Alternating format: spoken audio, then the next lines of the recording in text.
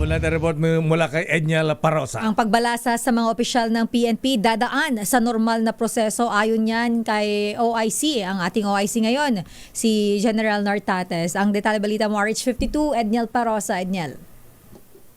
Idadaan sa normal na procedure ang reassignment sa mga opisyal ng Philippine National Police. Yan ang maikaling tugon ni PNP Officer in Charge, Police Lieutenant General Jose Melencio Nartates Jr. Ang tanongin kung ibabalik ba sa pwesto ang mga binalasa na ex-PNP Chief Nicolas Torre III.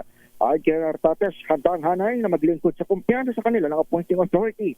Magunit ang isa sa mga itinurong dahilan ng pagsibak sa pinalitan ng si Torre ay ang hindi pagtalima sa order ng NAPOLCOM hinggil sa appointment ng mga opisyal. Tinanong din si Nartates kung ano ang kanyang unang direktiba sa mga general o star rank officers na agad-agad niyang kinausap pagtapos ng assumption ceremony sa Camp Crame kahapon.